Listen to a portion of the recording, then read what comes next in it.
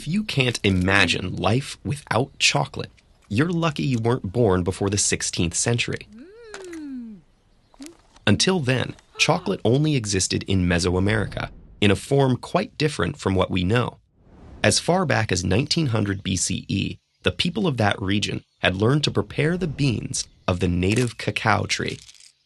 The earliest records tell us the beans were ground and mixed with cornmeal and chili peppers to create a drink, not a relaxing cup of hot cocoa, but a bitter, invigorating concoction, frothing with foam. And if you thought we make a big deal about chocolate today, the Mesoamericans had us beat. They believed that cacao was a heavenly food gifted to humans by a feathered serpent god, known to the Maya as Kukulkan, and to the Aztecs as Quetzalcoatl. Aztecs used cacao beans as currency and drank chocolate at royal feasts, gave it to soldiers as a reward for success in battle, and used it in rituals. The first transatlantic chocolate encounter occurred in 1519, when Hernán Cortés visited the court of Montezuma at Tenochtitlan. As recorded by Cortés' lieutenant, the king had 50 jugs of the drink brought out and poured into golden cups. When the colonists returned with shipments of the strange new bean, missionaries' salacious accounts of native customs gave it a reputation as an aphrodisiac.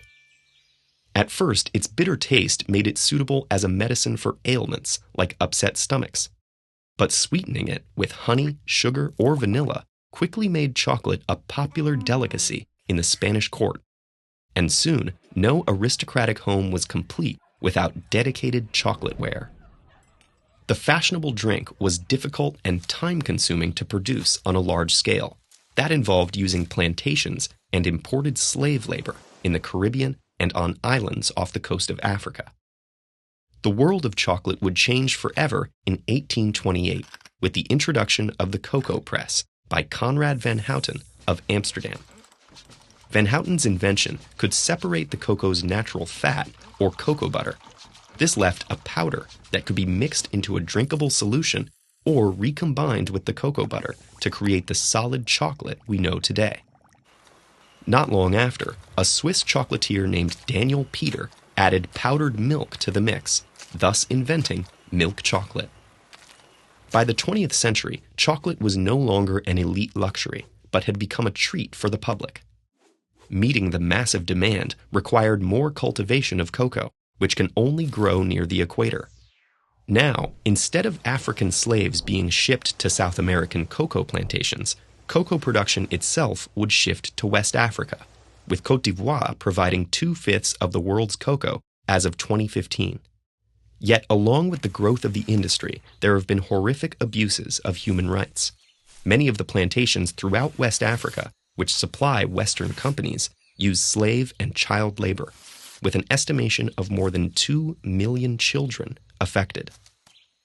This is a complex problem that persists despite efforts from major chocolate companies to partner with African nations to reduce child and indentured labor practices. Today, chocolate has established itself in the rituals of our modern culture.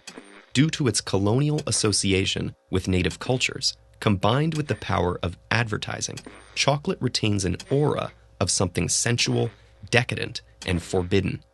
Yet knowing more about its fascinating and often cruel history, as well as its production today, tells us where these associations originate and what they hide. So as you unwrap your next bar of chocolate, take a moment to consider that not everything about chocolate is sweet.